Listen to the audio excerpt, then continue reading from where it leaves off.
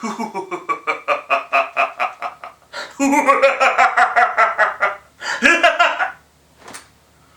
come on. I have been hiding this for almost 2 years. Let me have a little fun with the evil laugh. Today, I'm going to talk about a recent experience I had playing the secret villain in one of my friend's Pathfinder 2e games, and offer some tips for you if you're interested in trying to do the same on today's episode of The Local Disaster Tour Guide.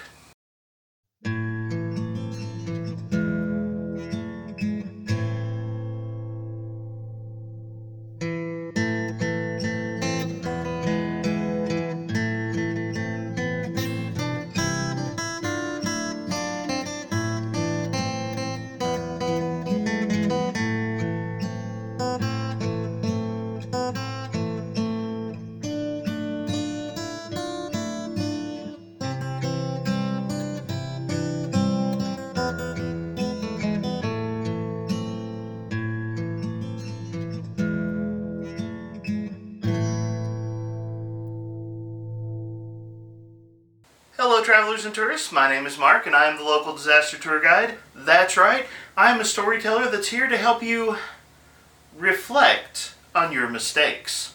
Welcome to a journey through the fantastic world of TTRPGs like Pathfinder and Starfinder, and welcome to a discussion of playing the secret villain in one of your TTRPG games. Here recently, I had a big reveal happen related to one of my characters in a friend's Pathfinder 2e game where, after about 2 years of IRL campaigning, it was revealed that my character was a secret villain that had been spying on the party the entire time. It was a ton of fun, it led to some great drama at the table, and more than a few evil villain laughs on my part, and it was a really enjoyable experience. So today, I'd like to talk about that experience and offer a few tips in case you might be interested in trying to do the same at your gaming table. Now, one thing that I'm going to try to do a little bit better in my videos going forward is I'm going to try to front load the information a bit more so that, well, if you don't feel like listening to me ramble for half an hour, because I know I'm prone to it, you can get the key information up front. So here's the quick TLDW. A couple of years ago, one of my friends decided to try to run his first TTRPG session using Pathfinder 2e. With that GM's permission, I rolled up a character that used the Reflection Versatile Heritage from Dark Archive, where I was playing what was effectively the evil clone of my actual character for the campaign. The backstory that we created involved my character being waylaid by one of the villains and replaced by this clone, and then the clone, which I was playing, coming into the group and essentially spying for this villain for the first 3 major arcs of the story. Eventually, I turned full traitor and tried to lure my party into a horrible trap. Naturally, they defeated me and shattered the evil clone all over the ground, ultimately rescuing my real character and setting up our party's current endeavor to chase down this villain that's been spying on them the whole time. It was a lot of fun, and in today's video, I want to talk about a few tips that center around getting your Game Master's permission, understanding your why you want to play a villain, playing with the other players, not against them, and then finally, planning to fail as the villain. So those are going to be the major topics in today's video. There will be some timestamps down in the video description if you want to dive into more specific topics or hear my in-depth thoughts on those things. But if you're just interested in the big picture of what I'm talking about, that's what we have to say today. So, with all that out of the way, let's get started. So, I'll go ahead and tell you, this video is going to be a little bit more free form than some of the other videos I've done on this channel. I have some specific points I know I want to hit, but mostly this video is going to be me sharing a story and then stopping to reflect on important ideas along the way. So for the most part, you can probably just listen to this video and you'll be fine. I may throw a few tips up on the screen here that I think are particularly key, but I think you're okay just watching this video and letting it play in the background if that's what you prefer. So to set this story up, I am the almost forever GM for my gaming table. A few people will occasionally run games, but it is a very rare treat that one of my other players decides to actually run a game and I get to sit down as a player at the table. However, about 2 years ago, one of the, and I use this term loosely, newer players at my table decided that they were ready to try running their first game, and they wanted to run a Pathfinder 2nd Edition game of their own creation. They were quick to invite me to be one of the players, and I was quick to jump into the game. I was excited to play. However, very quickly I hit on the idea of playing a secret villain inside of their campaign, and I approached this new storyteller specifically pitching this concept, and ultimately I got their permission to do so. And this is probably the first thing I want to say before I get into my actual character and the things I did and how it worked at the gaming table. I just want to say, if you are interested in playing a secret villain at your own table, you need explicit Game Master permission to do this.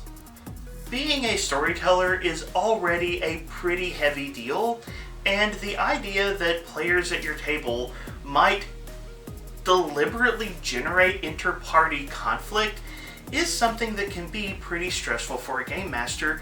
Even experienced storytellers like myself, when players start causing drama at the table, it can be a pretty frustrating thing. So just the base idea that you might be playing a character that is going to in one way or another work against your party, that's something that a lot of game masters would just flat out find frustrating or disrespectful if you did it without warning.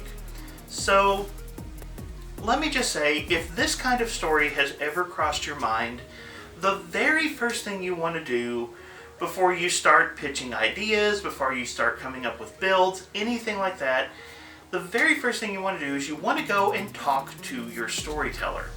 Now, in my case, I was in a little bit of a unique niche in that I had a brand new player who was getting ready to run his first game, and part of the reason he invited me to the game is he wanted an experienced Pathfinder 2 EGM there, so that if he had questions about how to do something or how to run something, he could pick my brain. So I was already going to be in somewhat of a support role at the table that was a little different from the other players to begin with. If he wasn't sure about something, I was going to be a resource. So that actually put me in a position where I already was going to have some information behind the Game Master screen that I normally wouldn't have. I had a unique setup there, and that kind of created an opportunity where me having my own agenda or me having my own plans was something that wouldn't necessarily go against what the storyteller was doing. I was operating in a unique space, and when I got the Game Master's permission, I had the flexibility to do it without necessarily disrupting what the Game Master was going to do.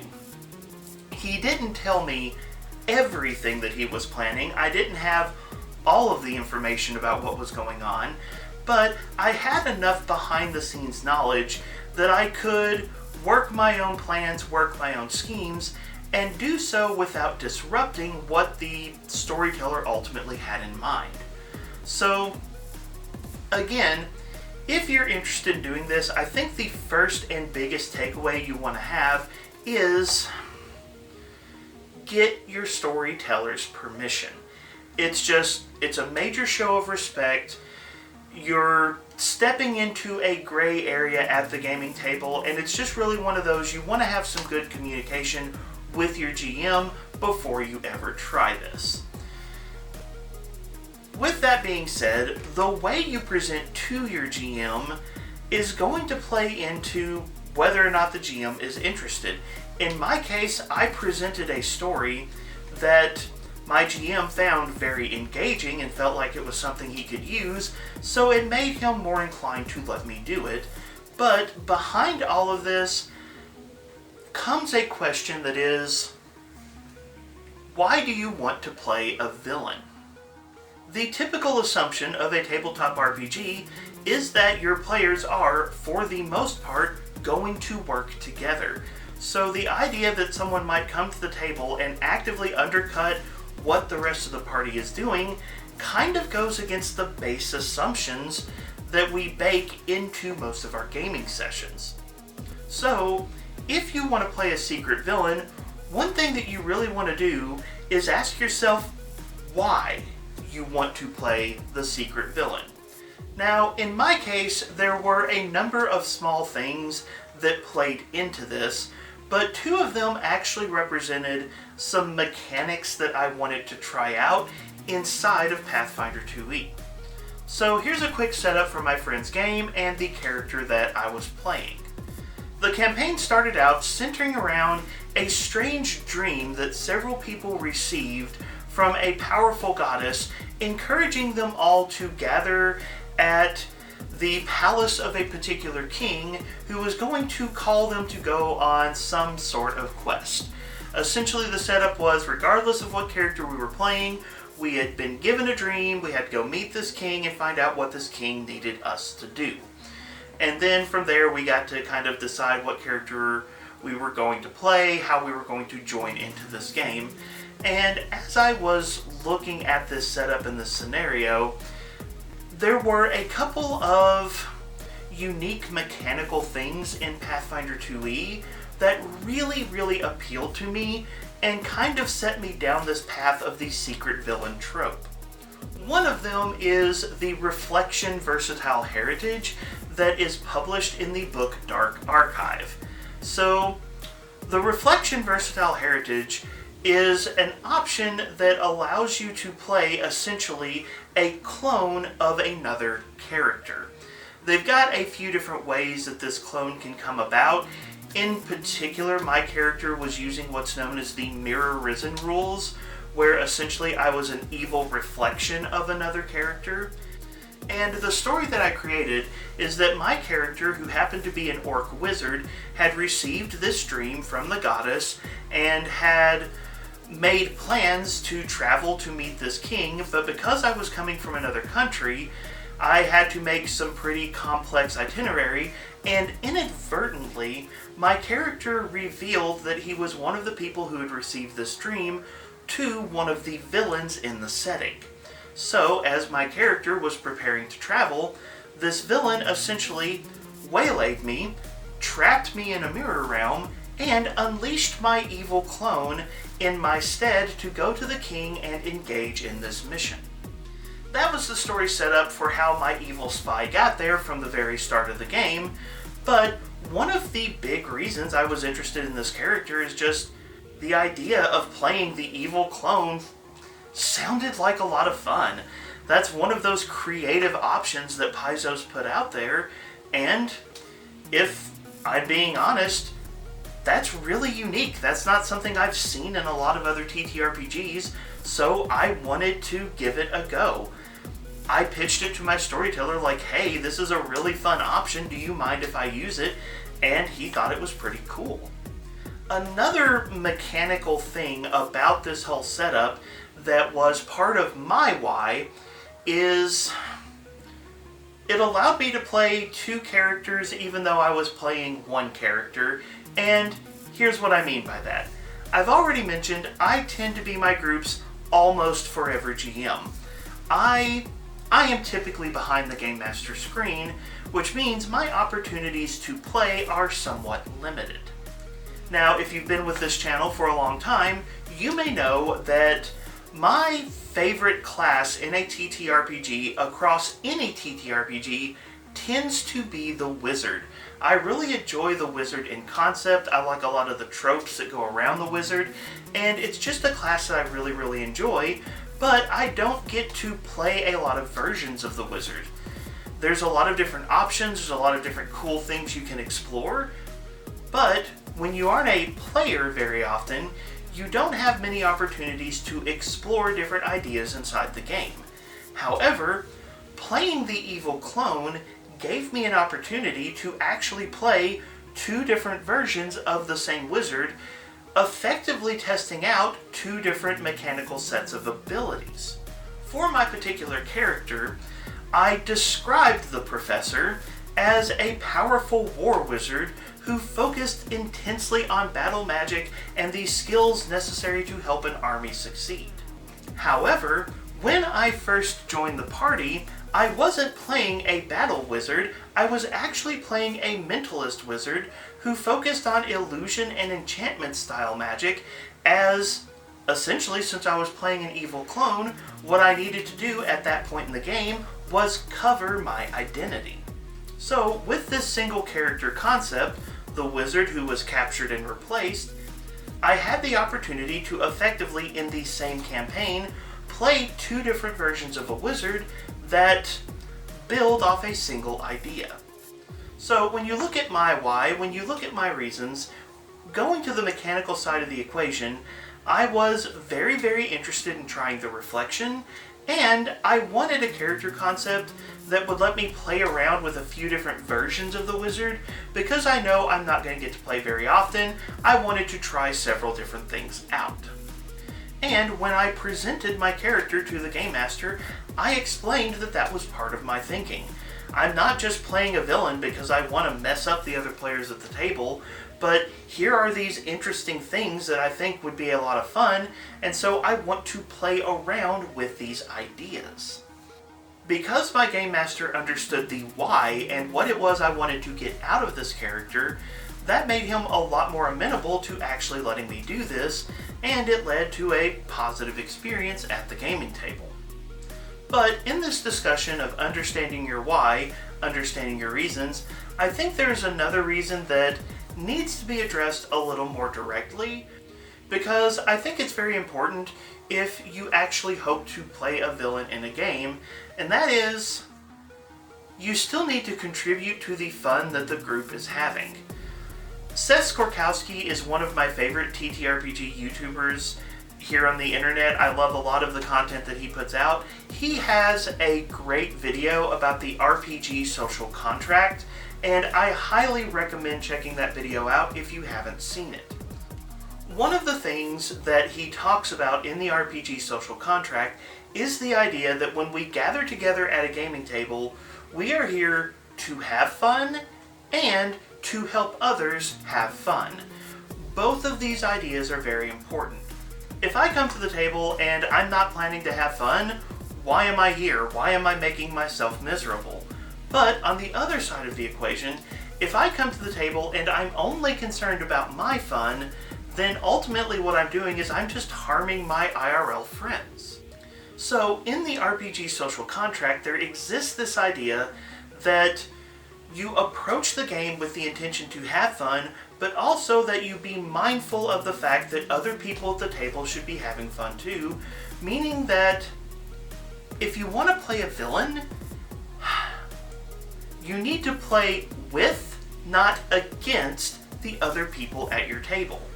In other words, even though I was setting up this big moment with my storyteller where I was going to betray my allies and try to get them all trapped in a mirror dimension, at the end of the day, I was still playing around a gaming table with friends that mean a lot to me and people that I want to still talk to me after the game session is over. To that effect, if you want to play a villain at your table, beyond just getting permission from your game master, you really need to think about how you can approach playing a villain where you are still playing with your friends and you're not undermining them at the gaming table.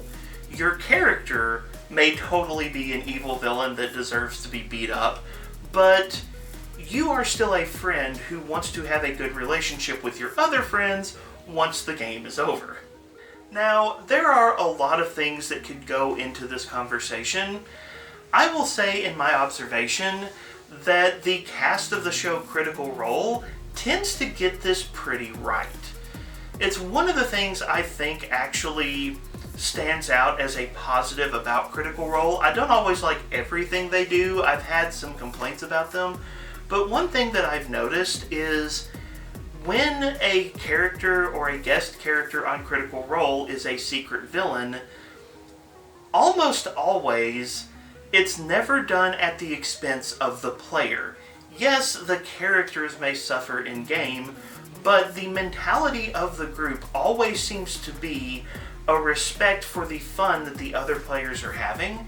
And I'll go ahead and say I pulled a lot of the stuff that I did in my game where I was playing a villain from some of the things I've seen happen on Critical Role, because one of the things I think they do really well is even when they're playing a villain, they try to do it in a way that is very mindful of the other players and leads the other players to have a good time.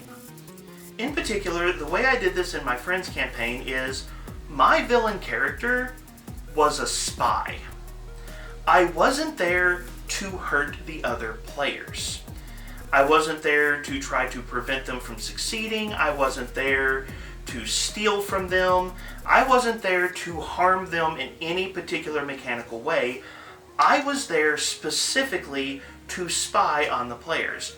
As I mentioned in the setup that my friend gave the campaign, the goddess sent out these dreams. The dreams led different heroes to meet with a king and then go on a quest for this king. The major villain that waylaid my character and sent the evil clone that I was actually playing, essentially their motive was to figure out what this king was up to. My goal, my job as the evil clone, was to infiltrate this king's inner circle, figure out the secret things the king was doing behind the scenes, and then pass that information back to my employer. So in essence, I was incentivized to support the other players in the group by helping them on their goals, by helping them do different things in the story. I was helping our group earn the trust of the king, giving me more access to the information I was sending back to the villain. Even though I had a goal that was entirely contrary to what the group was going for, I was ultimately helping them every step of the way because helping them helped me accomplish my goals. And I don't have time to get into all of this, but where it led to some really enjoyable role-playing for me, because my employer sent me to spy on this king and figure out what the king was really up to, one of the things that I did a lot in my role-playing is I convinced my group to be really, really suspicious of this king that the goddess told us to work for. There was an ongoing joke in our campaign that was just the phrase, "Sus Dragon King is sus." We said that all the time, and that actually came about because I was secretly trying to poison my group into not trusting the king so that they would help me spy on him. And as a result, I actually uncovered some interesting plot points. It led to some interesting developments. The king was still a good guy, and ultimately my evil villain character deserved the beatdown that he got. But I made it a very important part of my character's motivation and story that when I came into the group, I would be playing with the group rather than against the group. And that's one of the reasons I think that ultimately it was such a positive experience. Of course, another reason that it was a positive experience is eventually the group got to beat the living snot out of the evil spy that had double-crossed them. I got my just desserts. This is the last tip that I really want to focus on, which is if you play a villain, I really think you need to plan to fail. Ultimately, at the end of the day, one of my kind of storytelling truisms is the good guys should win. It doesn't necessarily need to be easy. There can be a lot of setbacks along the way. You want the good guys to have to fight for it. But at the end of the day, you want the good guys to win. And as a villain, I was definitely not one of the good guys. So as I said, my character was this evil mirror clone of my real character who was imprisoned in a mirror realm by this major antagonist of the campaign. And one of the things I did is, from the very start of the campaign up until my villain reveal, I did a lot of things to undercut myself so that ultimately I wouldn't succeed in my goals.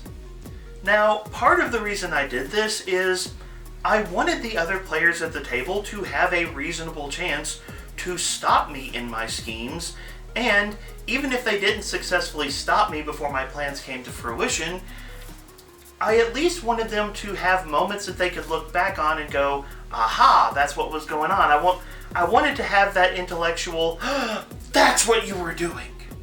So, to that effect, I worked with my storyteller to incorporate several things into my character that the other players could potentially catch.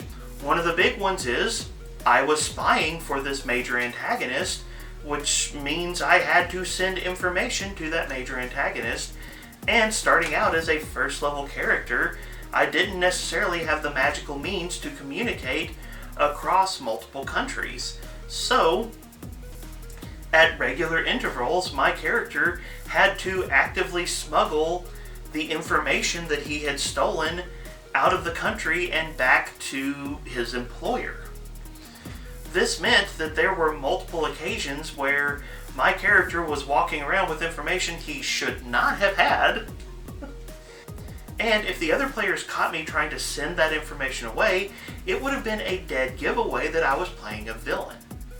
Now, later on, we did level up, and I got high enough level that I could use spells like Dream Message to send information, but even though I was using spells like that, it did put me in a situation where I was burning some of my spell slots, some of my major resources, in covering for my crimes, and if my players had tracked what I was doing, they might have realized I was running around with fewer spells than I should have had. All of these things gave my character some weaknesses that my fellow players could have potentially latched onto as a way of uncovering what I was really doing. On top of that, I did some other things that helped to mechanically hint that there was something a little off about my character. One of the big, and I played this like it was a little bit of a running joke with my character, but one of the big things I did for my character is he had an absolute obsession with mirrors. My character hated mirrors. My character got in arguments with his reflection on occasion. My character had this weird relationship with mirrors, and there were several spells that my character would cast that specifically required a mirror in order for me to cast them, even though they weren't a normal component for the spell. Now, I very much played this up like it was just this minor theme of my character that I was having some fun with, but I had actually arranged with my storyteller that from time to time, the real professor would show up in a mirror and try to get the attention of the other players, and when that would happen, my evil clone had to do something to try to cover for what was really going on. So that led to a lot of fun role-playing, and then another thing I did mechanically, I mentioned earlier that I wanted to try out a couple of different versions of the wizard, the battle wizard and the mentalist, but what I did is I gave myself a tie between the two characters in the wizard's staff. I did the staff nexus thesis for the wizard, and I decided that all of my battle magic was stored in the staff, and my evil clone could only use their battle magic when they have the staff. Most of my spells, when I was playing the evil clone, I could use normally anytime I wanted to, but there was an added layer of description anytime I cast something that would have been from the battle magic school, and the reason is all of those spells were stored only in my character's staff, and if I didn't have that staff out, well, I couldn't use those spells. Now, for most of the other players at the table, it wouldn't have seemed like a strange thing for a wizard to get out his staff when it's time for combat, so it didn't stand out that I had to have the staff in order to use those spells, but again, that was a little bit of a mechanical hook that I threw out there, where the other players might be able to notice that I wasn't following all of the normal rules and something might be going on. Essentially what I did is, I dropped plenty of clues and plenty of opportunities for other players at the table to realize what I was really up to. However, I was still pursuing my schemes, and in this particular instance, I was able to cover for all of these deficits to the point that my character came close to achieving most of his goals, and I received a new set of instructions from my employer to help capture all of my allies so that all of them could be replaced with evil clones. Yes, my traitor reveal was coming up. My evil clone convinced the rest of the team that he had uncovered a traitor and that we were going to go and we were going to waylay this particular antagonist. But when we sprang the trap, it turned out that the trap was really sprung on the rest of the group, and that the rest of my team had been trapped in a room with a bunch of magical mirrors where me and this major antagonist were going to try to capture them in a mirror realm as well. Now, unfortunately for the evil professor, I burned a lot of spells setting this trap up for my friends. And when this trap was sprung, the reality is I didn't come into that trap at full strength, meaning that when it became clear that I was a traitor and when it became clear that I was trying to do terrible things to my allies, they very quickly beat the snot out of me.